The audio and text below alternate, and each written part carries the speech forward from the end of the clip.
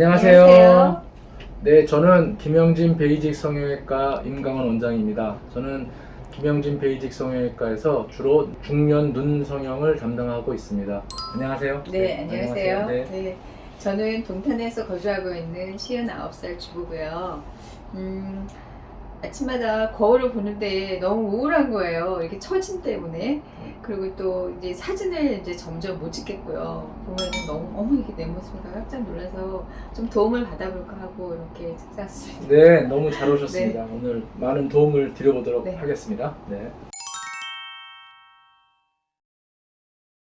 그럼 제가 여러 가지 종류가 있는데 네네네. 그 상안검 있잖아요. 아, 상안검 수술? 네. 그럼 이렇게 눈꼬리가 올라가게 되나요? 수술을 하면 네. 눈꼬리가 올라가진 않고요. 이제 보통 다 이렇게 눈꺼풀이 처져서 보통 상안검 수술을 하시다 보니 네. 예전에 눈 처짐 때문에 가려졌던 눈꼬리가 보이니까 상대적으로 좀 그렇게 보일 수는 있지만 네. 이 수술을 한다고 눈꼬리가 올라가서 뭐 걱정하실 만큼 뭐 인상의 변화나 이런 거는 크게 걱정 안 하셔도 됩니다. 네. 예, 네.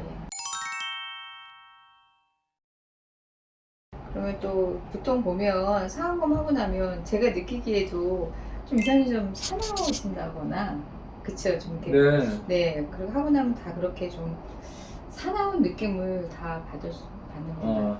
이게 간혹 이제 수술하고 나서 뭐 눈꺼풀 처진 건 좋아졌는데 네. 좀 인상이 많이 변해서 오히려 예전보다 좀 인상이 사나워졌다 이렇게 말씀하시는 분들이 계신데 네. 이제 그럴 수 있어요. 그럴 수 있는 원인은 가장 큰 거는 수술을 해서 눈하고 눈썹 사이가 좁아지게 되면 왠지 그냥 가만히 있어도 좀 인상을 쓰는 듯한 모습이 되고 그 다음에 예전에 없던 쌍꺼풀 혹시 또 있던 쌍꺼풀도 쌍꺼풀 자체가 커지고 진해지다 보니 그게 처음에 이제 적응이 안 돼서 약간 그렇게 느껴질 수는 있지만 수술 전에 이제 그런 것들을 잘 평가를 해서 네.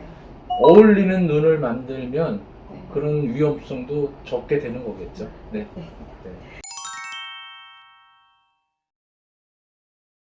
그리고 또 이 상안검 수술은 보통적으로 보면 안과에서도 한다고 하는데 성형외과랑 안과랑 차이가 어떤 네. 뭐 상식적으로 생각해 보면 답은 나오는 건데 네. 그 이제 눈이니까 눈꺼풀이니까 이제 안과에서도 할 수 있지 않나 이렇게 생각을 하게 되겠죠. 근데 안과에서도 실제적으로 하시는 선생님들이 더러 계시고요. 근데 이제 뭐 그거는 소비자 수술 받는 사람의 선택인데 그래도 대학병원이나 이런 병원에서 수련을 어떤 거를 계속 받았느냐 그런 걸 생각하시면 안과보다는 성형외과에서 수술이나 시술을 받는 게 훨씬 더 안전하고 결과면에서 좋겠죠. 네. 네. 그리고 이 수술 후에는 가벼운 운동이나 뭐 등산이나 뭐 수영 뭐 이런 운동을 언제부터 하나요? 혹은 바로 네. 괜찮을지. 요새 뭐 이제 워낙 운동 같은 거 이렇게 레크리에이션 이런 걸 많이 하시기 때문에 그런 걸 궁금해하시는 분들이 많거든요. 네. 그래서 뭐 가벼운 운동 같은 것들은 정말 뭐 실밥을 뽑고 나서 네.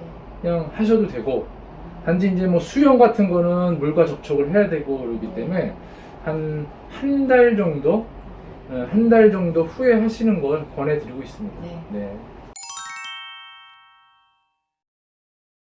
그러면은 운동뿐만 아니라 또 화장에 있어서 뭐 마스카라나 뭐 샤도우 이런 거는 네. 언제부터 하면 좋을까요? 뭐 이것도 마찬가지로 좀 실밥 뽑은 다음에 바로 하시면 돼요.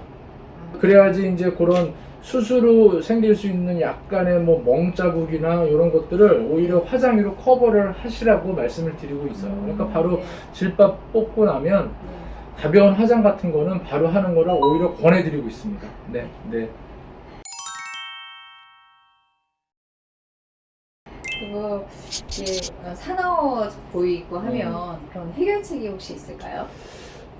아까 말씀드린 대로 이제 그런 이유 때문에 뭐 쌍꺼풀이 너무 커졌거나 진해지고 눈썹과 눈 사이가 좁아졌을 경우 좀 사나워 보일 수도 있는데 이제 그런 것들은 경과 관찰을 하면서 이게 시간이 지나면 자연적으로 해결될 것인지 아니면 시간이 지나도 해결이 잘 안 될 것인지를 일단 파악을 해서 그런 것들을 고려해 두고 적절한 시술이나 아니면 뭐 좀 더 어떠한 개선이 필요하면 그거에 대한 적절한 뭐 수술 이런 것도 필요할 수는 있겠습니다. 그러니까 일단은 보고 그게 어느 정도 좋아질지 아니면 안 좋아질지를 먼저 파악하는 게 가장 중요할 것 같습니다. 네. 저 같은 경우 이렇게 눈 위에 지방이 많잖아요. 지방이 많고 많이 좀, 예. 붓고 네. 아침엔 굉장히 많이 붓고 네. 저녁에 대한 조금 가라앉거든요. 네네네. 그리고 지방 수술을 흡입 수술을 같이 할 수도 있나요? 뭐 지방을 제거하는 거는 수술하면서 제거를 할 수는 있고요. 이제 간혹 이제 상안검 수술하시러 오시는 분들이 대부분 연령대가 있기 때문에 지방이 많으신 분들이 오히려 반대로 지방이 많이 꺼져 계신 분이 반이거든요. 꺼져 계신 분들은 수술하면서 안에 조금이라도 있는 지방을 재배치를 해서 좀 도톰하게 해줄 수 있는 방법도 있고요. 아니면 그 눈 위에 있는 지방이 너무 없다 그러면은 외부, 그러니까 뭐 허벅지나 복부 이런 데서 지방을 좀 채취를 해서 같이 지방 이식을 하면 결과면에서는 아주 좋은 결과를 얻을 수 있어요. 네. 네. 상안검 수술할 때 겹쌍꺼풀도 잡을 수 있는 건가요? 네. 그 겹쌍꺼풀이 생기는 원인은 여러 가지인데 뭐 단순히 그냥 처져서 여러 겹이 생기는 건지 아니면 원하지 않는 자리에 쌍꺼풀이 있는 건지 그거를 파악을 해서 수술하면서 그런 거에 따라 적절히 피부를 절제해서 해결하거나 아니면 원하는 자리에 쌍꺼풀을 또렷하게 잘 만들어주면 쉽게 해결될 수 있습니다. 네. 그리고 또 그러면 그러니까 상안검 수술이 짝짝이로 만약에 됐다 그러면 해결이 되는 거 있을까요? 네. 예. 이제 일단은 그렇게 되지 않도록 하는 게 가장 중요한데 네. 이제 수술이다 보니 이제 수술 후에 일어날 수 있는 현상 중에 이제 약간 좌우측이 비대칭이 되는 경우도 간혹 있을 수 있거든요.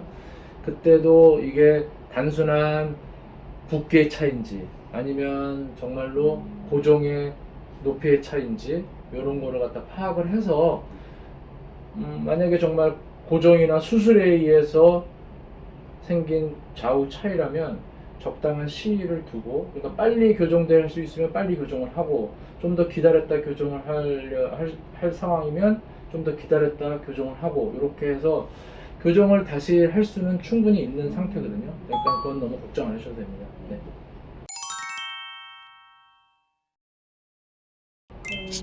혈압이나 당뇨 같은 약을 복용하고 있는 사람들도 이 수술이 가능할까요? 물론 가능하고요. 단지 이제 혈압이 있으신 분들은 수술할 때 이제 피가 그렇지 않으신 분들보다 좀 더 많이 날 수도 있고 또 당뇨가 계신 분들은 수술 후 상처 회복에 약간의 문제가 생길 수 있기 때문에 반드시 드시고 계시는 약을 계속 복용을 하시고 수술을 받으시면 특별한 문제는 없습니다. 네.